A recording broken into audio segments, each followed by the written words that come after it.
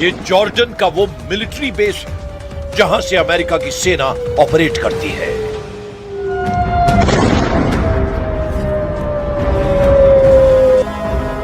एक बार फिर देखिए ईरान की बैलिस्टिक मिसाइल ने कैसे तोड़ डाला अमेरिकी मिसाइल डिफेंस सिस्टम का गुरूर।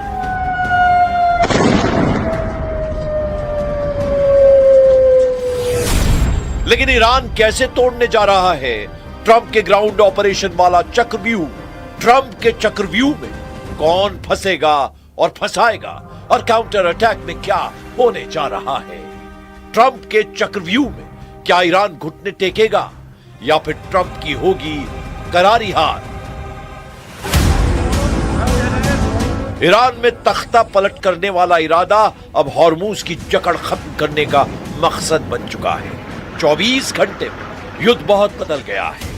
ट्रंप और नेतन्याहू के चक्रव्यूह में क्या अब खुद अमेरिका और इजराइल फंसता हुआ नजर आ रहा है। लड़ाकू जहाज, जंगी बेड़े, बंकर बस्टर बम दिखाकर ट्रंप ईरान का नक्शा बदलना चाहते थे। लेकिन एक महीने की जंग के बाद ईरान ने पश्चिम एशिया का मैप बदलने का इरादा कर लिया है। ईरान के इशारे पर दो ऐसे बड़े फैसले हुए हैं जो डोनाल्ड ट्रंप के पैरों तले जमीन खिसका देंगे। ट्रंप की सुपर पावर अब बहुत निर्णायक हालात में जूझती हुई नजर आ सकती है।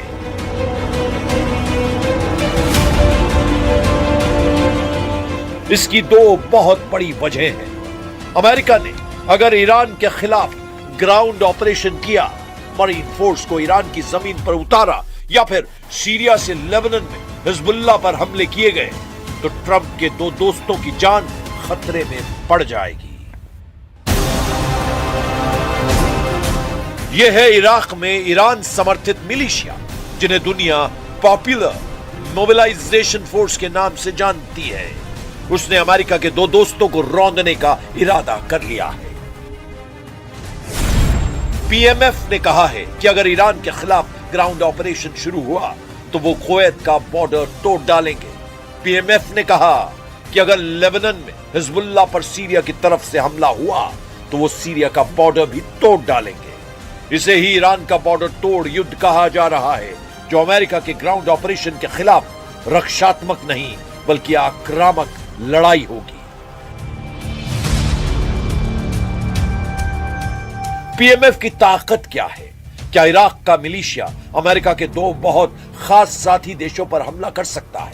इसे समझने से पहले पश्चिम एशिया के इस इलाके को समझिए और पीएमएफ की वार्निंग की जमीनी पिक्चर को जरा समझिए।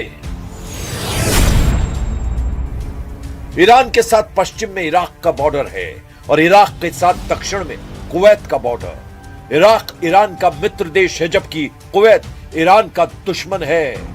इराक में मौजूद पीएमएफ ने कहा है कि अमेरिका ने ईरान में अपनी सेना उतारी तो वो कुवैत को रौंद डालेंगे, यानी कुवैत के खिलाफ शुरू होगा ईरान का बॉर्डर तोड़ युद्ध। क्या ऐसा मुमकिन है? क्या पीएमएफ के पास इतनी ताकत है कि उसकी वार्निंग को अमेरिका बहुत गंभीरता से ले? तो सच यह है कि पीएमएफ ने इराक से आईएसआईएस जैसे आतंकी संगठन का खात्मा किया है। इसी फोर्स ने मोसुल में बगदादी के गढ़ को मिटा डाला था। यही वजह है कि पीएमएफ की सिर्फ कुवैत वाली वार्निंग ही नहीं बल्कि सीरिया वाले अलर्ट पर भी ट्रंप को संजीदा होना पड़ेगा। इराक में पीएमएफ यानी पॉपुलर मोबिलाइजेशन फोर्स ने सीरिया को भी अलर्ट कर दिया है। सीरिया में अहमद अल शरा यानी अल जुलानी की हुकूमत है और सीरिया से अगर लेबनान में हिजबुल्लाह पर हमला हुआ तो पीएमएफ के लड़ाके सीरिया बॉर्डर तोड़कर अंदर घुस जाएंगे, यानी कुवैत के साथ साथ सीरिया में भी शुरू हो जाएगा बॉर्डर तोड़ युद्ध। सीरिया का बॉस यानी अहमद अल शरा, जिसे दुनिया अल जुलानी के नाम से भी जानती है, ये शख्स डोनाल्ड ट्रंप का जिगरी दोस्त बन चुका है। ट्रंप अमेरिका में जुलानी को दावत दे चुके हैं और व्हाइट हाउस में जुलानी की तारीफ में कसीदे पढ़ चुके हैं, जबकि सच यह है कि जुलानी आईएसआईएस और अल कायदा का सरगना रह चुका है और अमेरिका ने उसके ऊपर $10 मिलियन का इनाम भी रखा था। लेकिन सीरिया में बशर अल असद सरकार का तख्ता पलट करने के बाद अब जुलानी ही वहां का चीफ है। أكيد ما لم تتعرض سوريا إلى استهدافات مباشرة من أي جهة فهي ستبقى خارج هذا الصراع. يكفي سوريا 14 سنة من الحرب دفعنا خلالها فاتورة كبيرة جدا، فنحن لسنا مستعدين أن نخوض أيضا تجربة جديدة. من دخل غمار الحرب يعرف قيمة السلام. 2024 में जुलानी की ताजपोशी में सबसे बड़ा हाथ अमेरिका और इजराइल का रहा है।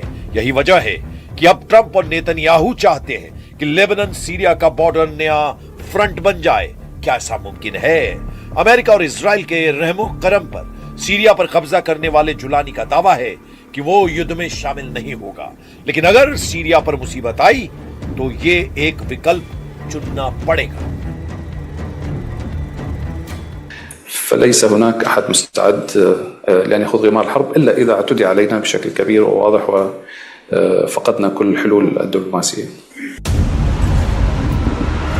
सीरिया और कुवैत को कुचलने की ताकत इराक के मिलिशिया पीएमएफ में है और यह बात डोनाल्ड ट्रंप बहुत अच्छी तरह जानते हैं। इसे इराक का हिजबुल्लाह कहा जाता है और यह ताकत के मामले में लेबनान के हिजबुल्लाह से बड़ी ताकत साबित होगा। यही अमेरिका के लिए सबसे बड़ा खतरा है।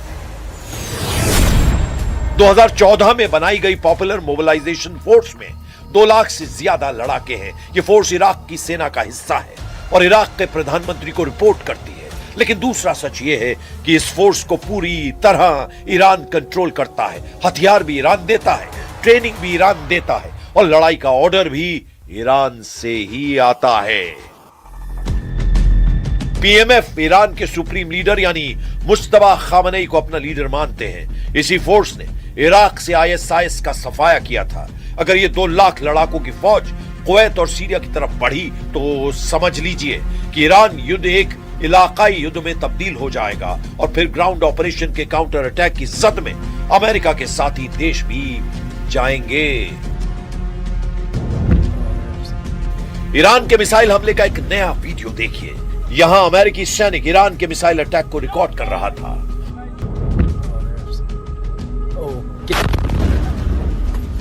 ऐसे ही हमले बता रहे हैं कि पूरे पश्चिम एशिया में अमेरिकी अड्डे सुरक्षित नहीं हैं।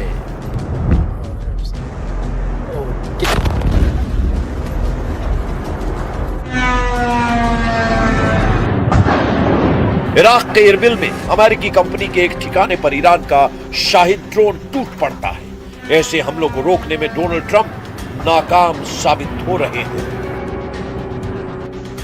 यह है इरबिल में वो जगह जो ईरान के टारगेट पर लंबे वक्त से रही है और अब यहां भी ईरान ने बड़ा हमला बोला है। कुल मिलाकर अमेरिका का ग्राउंड ऑपरेशन बहुत बड़ी चुनौती लाने जा रहा है। तो आगे का रास्ता क्या है? हॉर्मुज में घिर चुके ट्रंप ईरान को तोड़ने के लिए हर कोशिश में जुटे हुए हैं। उनकी सेना ईरान के करीब पहुंच चुकी है। यूरोप के रास्ते नए बॉम्बर विमान भी पश्चिम एशिया की तरफ बढ़ रहे हैं। ट्रंप का ग्राउंड ऑपरेशन वाला इरादा मजबूत नजर आ रहा है, लेकिन इस ऑपरेशन की शुरुआत होने के बाद क्या होगा, इस पर सबकी नजर बनी हुई है। वहीं ब्रिटेन की वेबसाइट ईरान इंटरनेशनल का दावा है कि ईरान में तख्ता पलट हो चुका है और अब हुकूमत आईआरजीसी के हाथों में है, क्योंकि राष्ट्रपति मसूद पेजेश्कियान भी अब मुस्तफा खामनेई से नहीं मिल पा रहे हैं। कहने का मतलब आईआरजीसी ने मुस्तफा खामनेई की सरकार पर कब्जा कर लिया है, इसीलिए वो सामने नहीं आ रहे। लेकिन एक रिपोर्ट ये भी है कि ईरान इंटरनेशनल के सिर्फ नाम से ईरान है, जबकि ये ब्रिटेन की वेबसाइट है और ये सऊदी अरब के फंड से चलती है। अगले 24 घंटे इस युद्ध में बहुत अहम होने वाले हैं। डोनाल्ड ट्रंप का कोई भी फैसला इस जंग को या तो खत्म कर देगा या फिर इस लेवल पर भड़का देगा जहां से वापसी की उम्मीद कम होती चली जाएगी। पूरी दुनिया के लिए यह बहुत मुश्किल वक्त है।